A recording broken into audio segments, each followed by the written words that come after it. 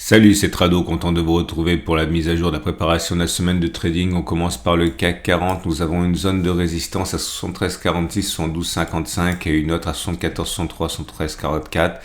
Ceux qui ont un biais baissier attendront l'apparition d'un signal baissier dans cette zone, stop de protection à 1 ou 2 ATR au-dessus. À l'inverse, ceux qui ont plutôt un biais haussier éviteront la zone actuelle et attendront un retour éventuel sur les 72,00, 70,92 ou alors même deux zones ici, la zone résistance de support journalière et la zone de support H4. Mais toute cette zone est une zone de support où les signaux haussiers pourraient être pris. Les bougies Aiki Nashi indiquent que pour l'instant, ça reste haussier. Vous avez des bougies vertes sans mèche basse, autrement dit, il est plus plausible que l'on continue de monter plutôt que l'on ait fait les plus hauts. Je vous montre comment on peut s'y prendre si on veut poser un stop de protection avec ATR. C'est une méthode qui est très classique. On peut prendre un stop de protection à 1 ATR, à 2 ATR, à 3 ATR, pourquoi pas 1,5 ATR. Ça dépend de la marge de manœuvre que vous voulez avoir par rapport à votre scénario. On va prendre l'exemple où on rentrerait avec 2 ATR au niveau, je vais prendre 71,00. Voilà, ici on va imaginer qu'il s'agisse d'un signal d'achat qui apparaîtrait alors qu'on est à 71,00. Donc je prends l'outil Average True Range, ATR ici, et vous voyez, on va faire la supposition, je l'ai déjà dit, qu'au moment où on entre, on soit à 37,5. Ok, donc vous prenez votre point d'entrée, on a dit que c'est 71,00.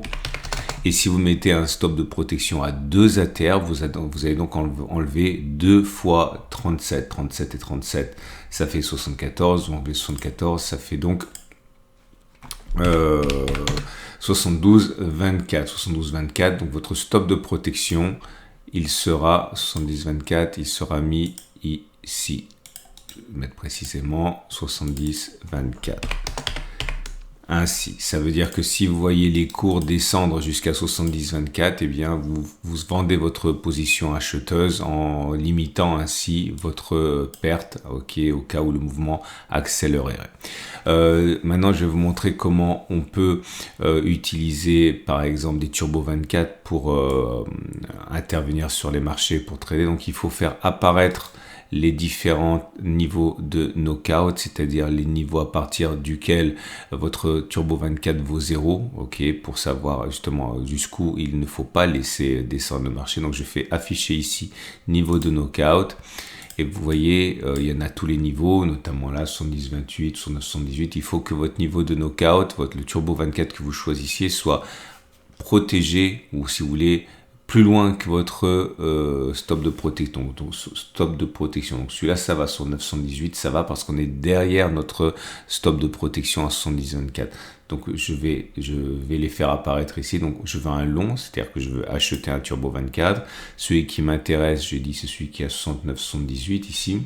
Je clique dessus. Et je vais donc décider d'acheter à... Alors, si on a dit que c'était 71,02, donc imaginons que j'achète ici à 71,02. J'utilise le pricer. Hein. Donc, j'achète à 71,02. Ça veut dire que mon Turbo 24 vaut 1,535. Je copie ça sur le ticket d'ordre. J'en achète pas 1000, c'est trop quand on débute, j'en achète 10, c'est bien pour commencer. Donc au pire, je risque de perdre toute ma mise, 15,35 €, mais je ne perdrai pas toute ma mise puisque à titre personnel, je vais sortir manuellement à 70,24, c'est mon stop de protection. Je ne vais pas laisser les cours descendre jusqu'à 69,78, hein, donc ça sert à ça. Hein.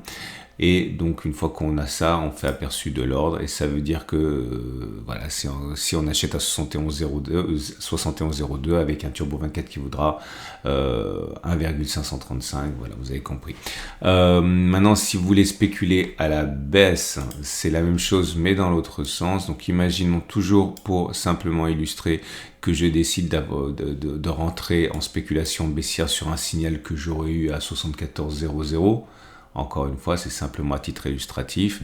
Donc je vais faire apparaître 74,00, c'est-à-dire que je rentre à ce niveau-là. Donc je prends ma calculatrice, je suis rentré à 74,00. Là aussi, je vais utiliser, pour faire simple, un stop de protection à 2 ATR. Donc c'était 37 un ATR, donc non pas 37 et 37, 74, je ne vais pas les enlever, je vais les ajouter parce que mon stop de protection est au-dessus. Donc j'ajoute 37 et encore 37. non pas 27, mais 37. Ça veut dire que c'est à 74,74. Je vais le faire apparaître simplement pour mémoire. Voilà, ici, 74,74. Visuellement, c'est plus pratique. Voilà. Donc, j'achète sur signal à 73,99. Bien sûr, c'est encore une fois simplement un exemple. Hein. Et je sortirai manuellement de ma position si les cours montent jusqu'à 74,74, montrant que mon scénario baissier n'est pas valable. Il faut que mon stop de protection soit par-delà il faut que mon Turbo 24 ait un knockout, par-delà le seuil de stop loss. En 74,38, il est bien, je clique dessus. Je vais décider donc de rentrer, je l'ai dit, hein, si j'ai un signal prêt à 74,00, j'utilise le pricer 74,00, c'est-à-dire que mon Turbo 24 vaut 0,912, je copie ça sur le ticket d'ordre, j'en achète 10, ça suffit, pas 1000, je risque 9,12 si mon niveau de knockout est touché, mais il ne le sera pas si vous sortez manuellement à 74,74. Ici, on l'a dit, c'est votre niveau de stop de protection. Par contre, si vous ne sortez pas, que vous oubliez de le faire et que les cours vont chercher les 74,84, donc vous aurez perdu l'intégralité de votre mise, à savoir dans notre exemple 9,12 €. On a terminé, on sait comment ça fonctionne maintenant les Turbo 24, je vais passer aux autres marchés. Votre rendez-vous avec IG. IG, bien plus que du trading, une équipe d'experts à vos côtés. Et on passe au DAX 40 qui est à deux doigts d'arriver sur une zone de résistance 15 900, 15 740, zone sur laquelle les signaux baissiers pourraient être saisis par ceux qui ont un biais vendeur. Toujours pareil avec un stop de protection avec 1 ou 2 ATR. Ceux qui veulent acheter, attendons plutôt que l'on revienne sur cette grande zone des 15 660, 15 470 pour tenter de déceler des signaux haussiers qui pourront être pris, stop de protection à 1 ou 2 ATR. Et on va regarder les bougies Aiki-Nashi, et ces bougies Aiki-Nashi sont plutôt haussières, vous voyez, bougie verte sans mèche basse. Il est donc plus plausible que l'on continue de monter plutôt que l'on ait fait les plus hauts sur le DAX. Et on passe au marché américain, notamment avec le Dow Jones. Alors, des zones d'intervention très proches selon ma vision des choses. Zone de saisie de signaux baissiers 34 734 380 est très proche. La zone de saisie de signaux haussiers 34 360 34 040, stop de protection en dessous ou au-dessus de la zone d'intervention, sans que vous soyez vendeur ou acheteur, en utilisant les ATR.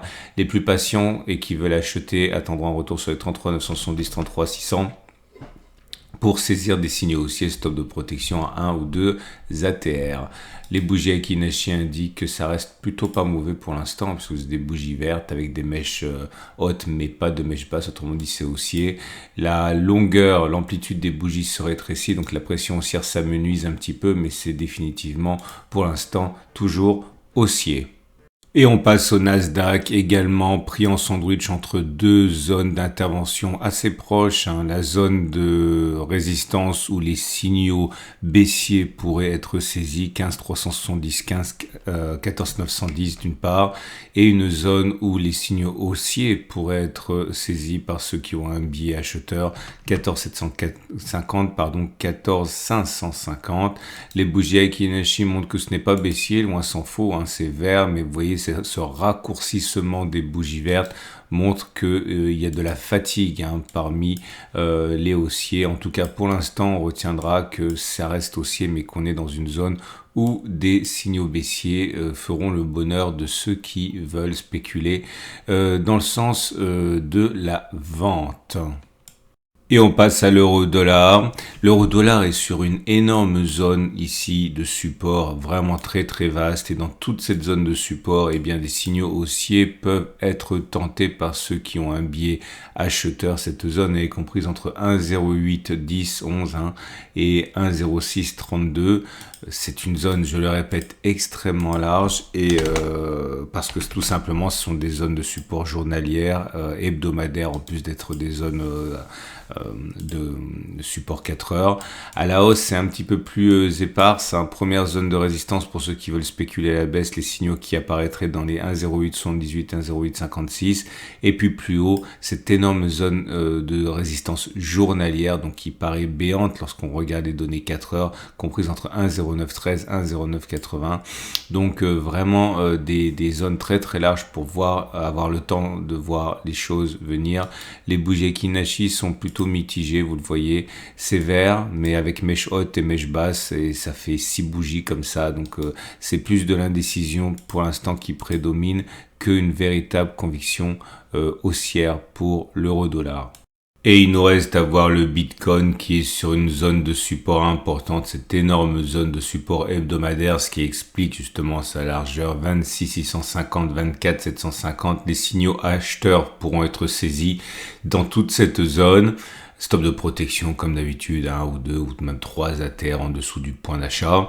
Par contre, pour les vendeurs, je pense que c'est assez risqué avant la résistance des 30 970, 28 700 parce qu'on est face à des vents contraires pour les ventes dans toute cette zone de support. Donc, je pense que la simplicité veut que l'on privilégie les signaux haussiers. Les bougies Aekinashi sont neutres, vous le voyez, bougie avec mèche haute, mèche basse de toutes les couleurs, bref, c'est de l'indécision sur cette zone.